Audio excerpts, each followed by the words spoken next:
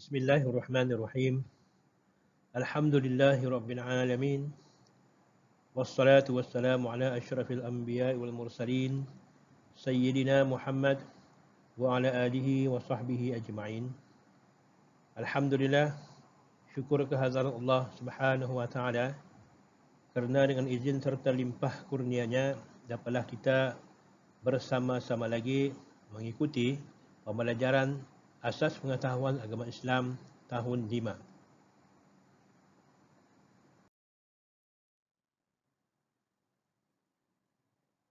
Sebelum meneruskan pembelajaran pada hari ini, marilah kita sama-sama membacakan doa penerang hati atau doa sebelum belajar. Bismillahirrahmanirrahim. Rabbi syrah li sadri wa yassir li amri wahlul 'uqdatam min lisani yafqahu qawli. Wa sallallahu ala sayyidina Muhammad wa ala alihi wa sahbihi wa sallam. Walhamdulillahi rabbil alamin. Amin ya rabbal alamin. Baiklah murid-murid, sebelum meneruskan tajuk pada hari ini, di sini Ustaz ingin kongsikan objektif pengajaran pada hari ini.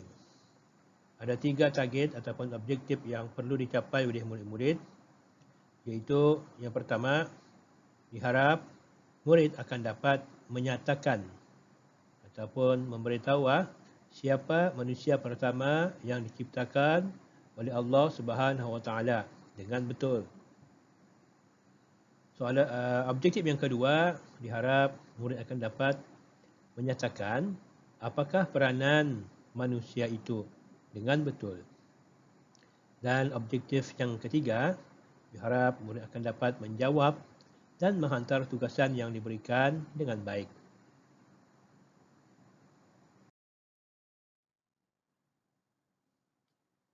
Tajuk yang akan kita belajar pada hari ini adalah melalui pelajaran 5, tajuk manusia, dan tajuk besarnya asal kejadian dan keistimewaan.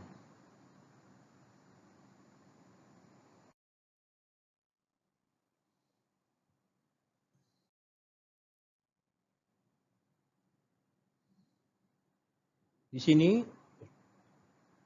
kamu akan nampak dialog antara 2 orang, iaitu yang baju hijau ini murid dan ini adalah guru. Apakah yang akan ditanyakan oleh murid kepada gurunya? Mari kita sama-sama perhatikannya. Ada soalan ditanyakan oleh murid ini. Cikgu, apakah asal usul manusia itu? Dijawab oleh gurunya, manusia itu berasal daripada Nabi Adam alaihi salam.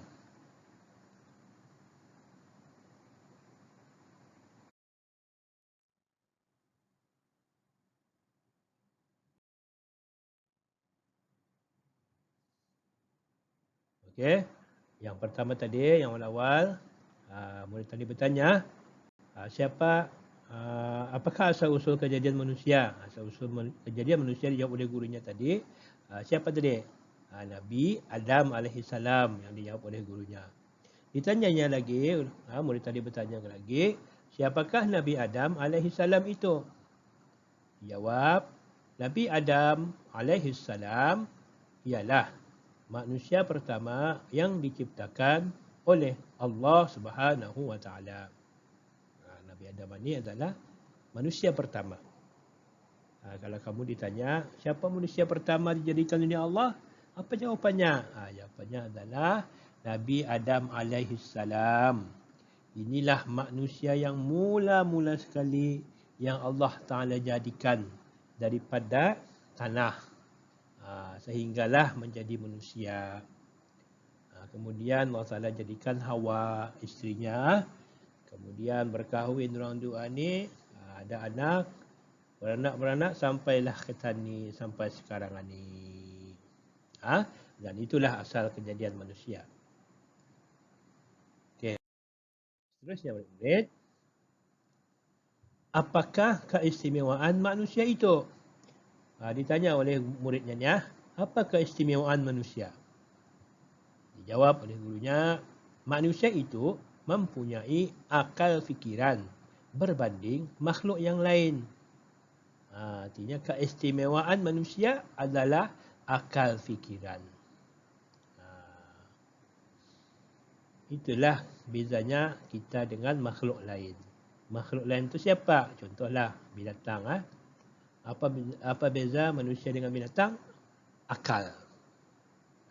Kita ni ada contohlah binatang, ada kepala, ada kaki, ada tangan. Semua kadang-kadang apa yang ada anggota manusia ada arah binatang, nama-namanya tu. Tetapi yang tidak ada kepada binatang adalah akal fikiran. Kita ni manusia ada akal fikiran.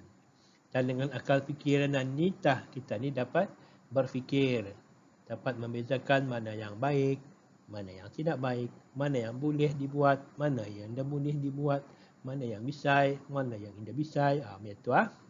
Diharap murid-murid akan dapat memahaminya dengan baik.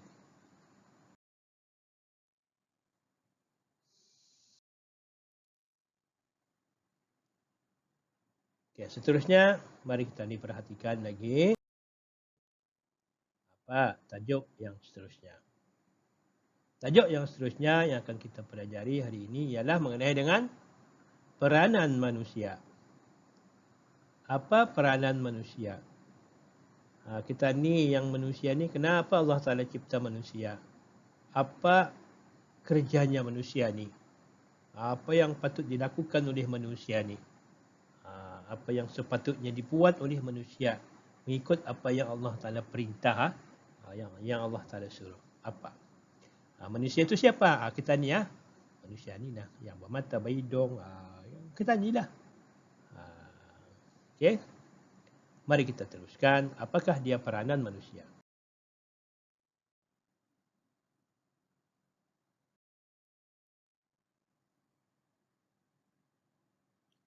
Peranan manusia itu banyak. Antaranya ialah 1. Menjadi khalifah Allah Subhanahu wa ta'ala di muka bumi untuk memakmur dan membangunkan alam. Maksudnya, kita manusia ni peranannya adalah untuk menjadi khalifah Allah. Menjadi pentadbir. Khalifah Allah macam pengganti. Bukan pulangan, mengganti. Artinya yang mentadbir alam. Yang menjalankan, yang memakmurkan alam yang di muka bumi ini. Okay? Itu peranan yang pertama. Yang kedua, melaksanakan segala ibadat kepada Allah Subhanahu wa ta'ala. Ini peranan manusia yang kedua. Kita ni sebagai manusia disuruh oleh Allah Ta'ala untuk melaksanakan segala ibadat kepada Allah. Ini bisa ini. Sebab ada disebutkan dalam Al-Quran yang kira-kira bermaksud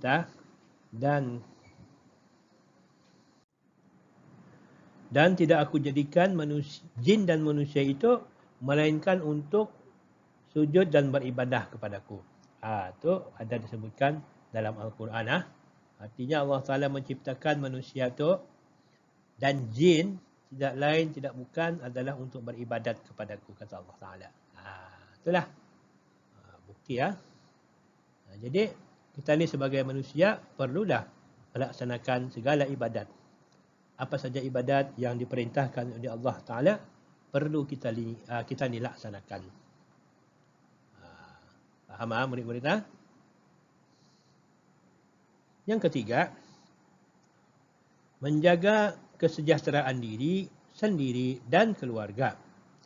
Maksudnya di sini ialah kita ni manusia, peranan yang seterusnya adalah disuruh untuk menjaga kesejahteraan diri.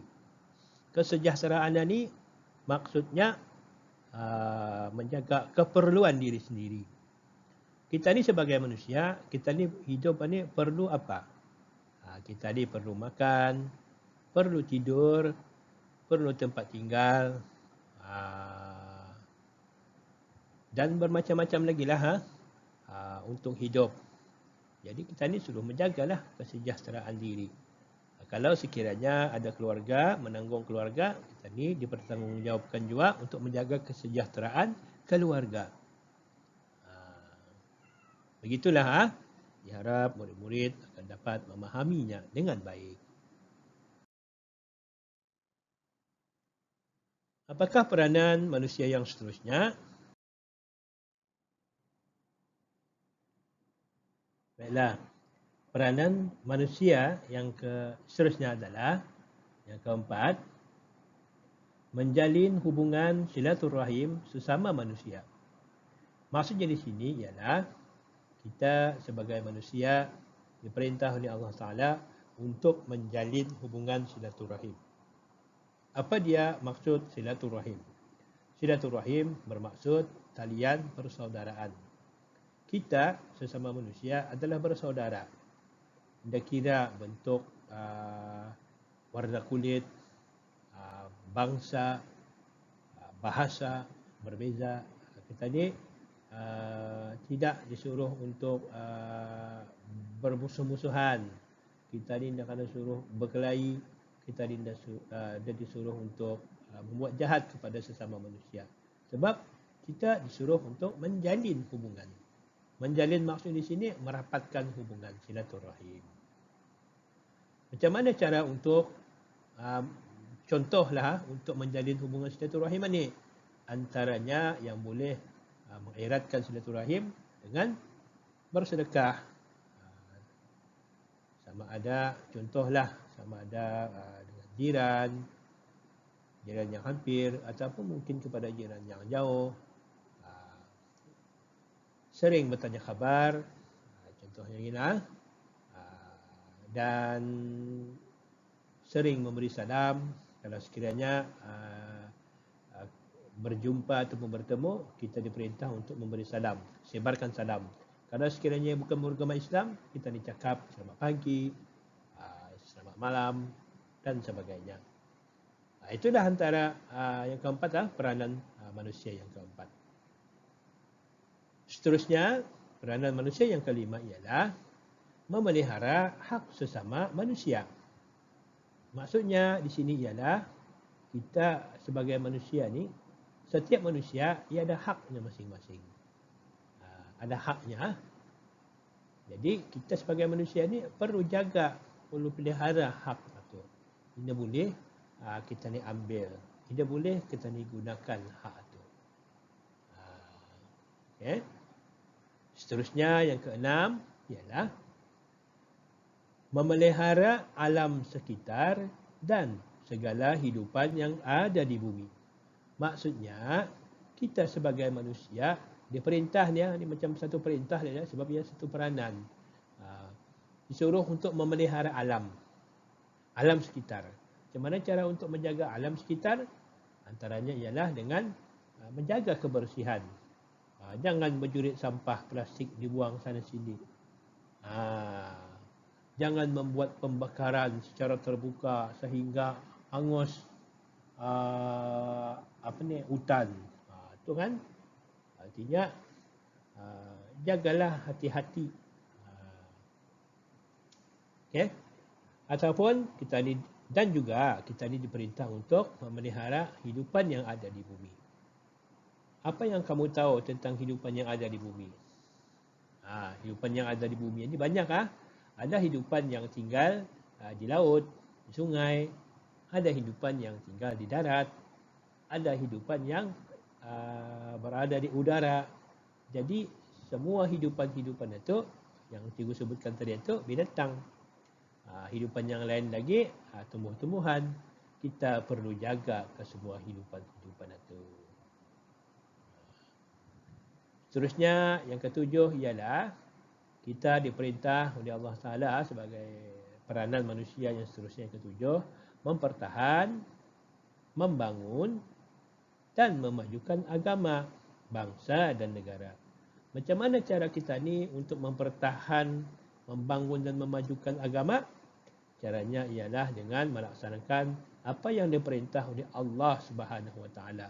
Allah Taala memerintahkan kita untuk sembahyang. Kalau kita ni dah sembahyang, bolehkah dikatakan kita ni itu mempertahankan agama? Indah. Siapa yang ada sembahyang, ada dikatakanlah orang yang tidak sembahyang itu umpama meruntuhkan tiang agama. Jadi jangan buat macam itu. Kita ni perlu sembahyang hari-hari, sehari 5 waktu. Kemudian macam mana lagi untuk mempertahankan agama ni, macam mana lagi untuk membangunkan agama, memajukan agama, laksanakan perintah semuanya. Sembahyang, puasa, baca Quran, bersedekah, membuat amal kebajikan dan sebagainya.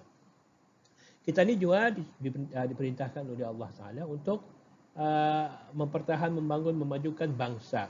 Siapa bangsa? Kita ni lah kiri kanan. Ini bangsa Melayu. Jadi bangsa Melayu ini perlulah menjaga bangsa kita ni. Jangan bermusuh-musuhan. Ya. Dan memaju, membangunkan negara. Macam mana cara kita untuk membangun dan memajukan negara?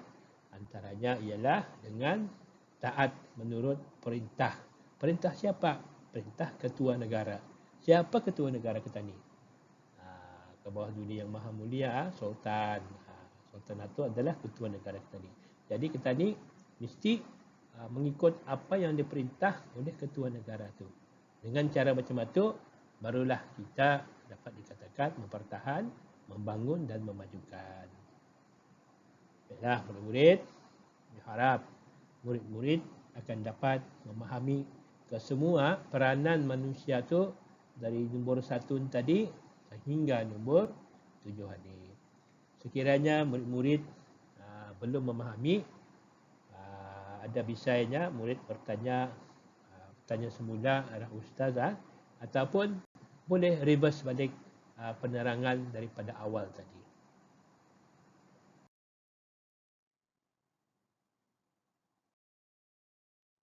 Ini adalah peranan manusia. Cuba lihat di gambar ini. Gembira, tidak ada rasa apa-apa permusuhan dan sebagainya. Kalau kita ni hidup macam ni, alhamdulillah, sejahtera manusia ni. Kita ni sebagai manusia perlu pada bekerja. Bekerja untuk, kenapa kita ni bekerja? Untuk menjaga kesejahteraan diri sendiri dan keluarga. Kita juga diperintahkan untuk beribadat. Kita juga diperintahkan untuk inilah tadi makan minum. Adapun kita mesti jaga jadi makan minum ni. Macam mana untuk mendapatkan makan dan minum? Bekerja mencari rezeki yang halal. Kita juga diperintah untuk menjaga silaturahim, talian persaudaraan antara kita sesama manusia. Kita juga disuruh untuk menjaga kebersihan dengan cara kalau nampak gambar di sini ni putik sampah. Putik sampah ni adalah satu perkara yang berkebajikan. Kenapa ia putik sampah? Supaya tidak berlaku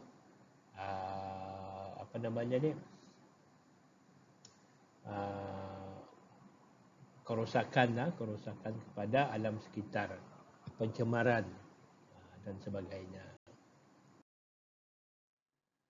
Memakmur dan membangunkan alam dengan cara melihara tumbuh-tumbuhan, dengan cara memakmurkan dengan berdoa, sentiasa menjalin hubungan silaturahim. Begitulah. Kalau kita lihat di dalam gambaran ni, happy anak-anak ni. Kalau kita hidup macam ni, syukur alhamdulillah. Baiklah murid-murid, diharap dengan penjelasan dan penerangan itu tadi, diharap murid-murid akan dapat memahami, mengingat apa yang dipelajari ya. Untuk akhirnya, marilah kita sama-sama membaca doa selepas belajar. Tadah tangan. Bismillahirrahmanirrahim. Allahumma inni as'alukal huda wat-tuqa wal-afafa wal-ghina. Wa sallallahu ala sayyidina Muhammad wa ala alihi wa sahbihi wa sallam. Walhamdulillahi rabbil alamin. Amin, amin ya rabbal alamin. Mudah-mudahan pelajaran yang dipelajari pada hari ini, murid akan mendapat berkat dan kebaikan melalui pelajaran yang dipelajari pada hari ini. Untuk akhirnya Ustaz sudahi dengan wabillahi taufiq wal hidayah. Assalamualaikum warahmatullahi wabarakatuh.